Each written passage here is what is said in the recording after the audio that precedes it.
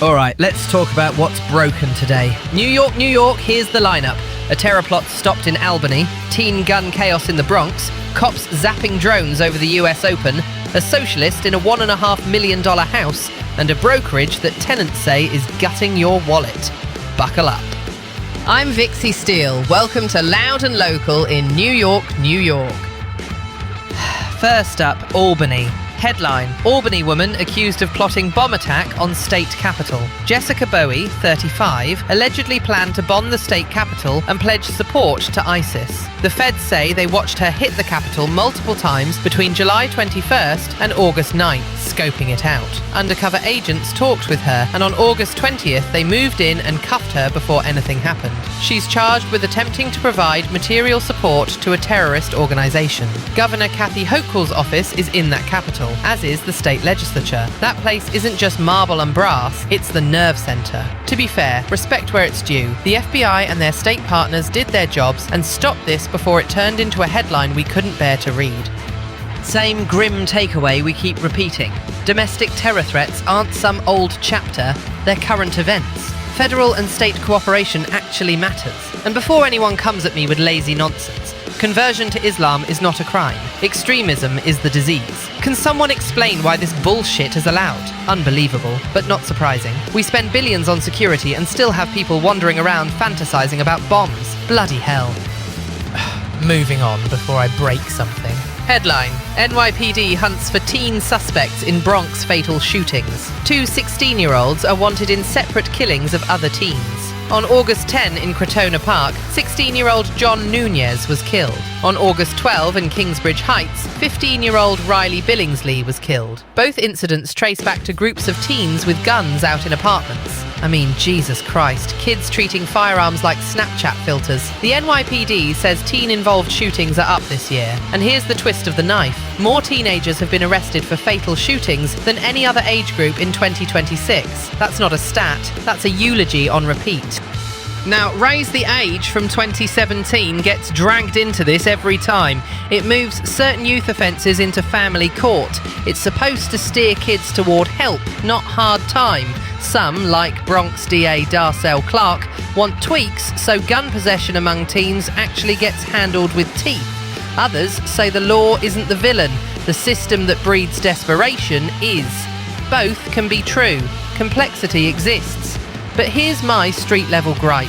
Guns in a living room full of teenagers is a goddamn powder keg. Back in my day, people had fucking standards. Parents, neighbours, landlords, anyone with a pulse. If you see a group of kids flashing hardware, pick up a phone before someone's mother gets that call. Alright, let's keep this train wreck rolling. Headline: NYPD to deploy new powers against unauthorized drones at the US Open. Commissioner Jessica Tisch says the counter-drone team will, for the first time, run their own neutralization ops under the Safer Skies Act rule that kicked in July 1. Translation: they can use electromagnetic signals to redirect rogue drones away from the USTA Billie Jean King National Tennis Center. The US Open expects about 1.2 million people. It's the 146th running, and the cops are rolling heavy. Bomb squad presence, screening, the works. This is the good shit right here. Finally, a step in the right direction. Yeah, no, I don't want a hobby pilot dropping a whirlybird into a packed promenade. Also wild? It's the first time a local agency anywhere in the US does solo drone mitigation. Tech used smartly with tight rules, I'll take it. Don't make me say nice things about the NYPD twice. And now on to another disaster. Headline: NYC socialist leader's $1.5 million home purchase sparks debate. Gustavo Gordillo, co-chair of the NYC DSA, is catching flack after reports he lives in a Bed-Stuy house bought by his parents. The New York Post dropped it, and as you'd expect, the internet did what it does.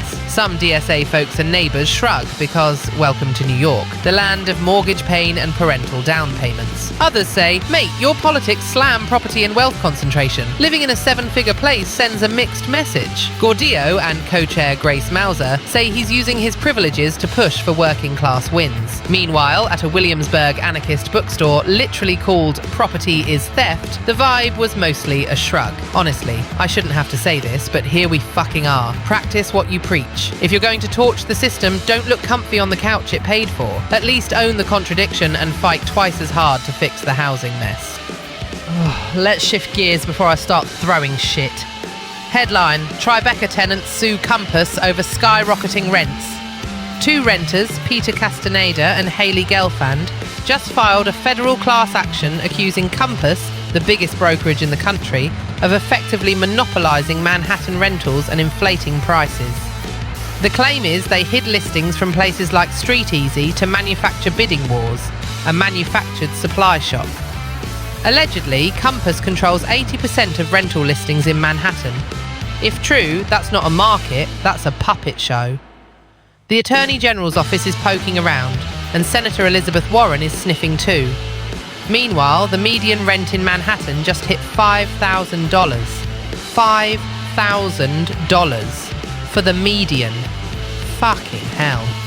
Insight time, fast! This lawsuit shines a floodlight on what tenants live every day. Demand off the charts, supply strangled, and middlemen allegedly gaming the pipes. Look, I don't care how glossy the brochure is. If you're hiding inventory and juicing prices, that's not entrepreneurship, that's greed with a hair gel problem. And spare me the trickle-down landlord poetry. People can't afford to live near their jobs, their families, or the damn subway. That's society for you. I've had it with this fucking nonsense. If the allegations bear out, nail the practices to the wall. If not, then how about we build housing like we actually want humans here? And yes, I'm talking about real units, not luxury mausoleums for empty investment portfolios.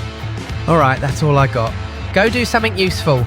Join me again tomorrow on Loud and Local with Vixie Steele in New York, New York.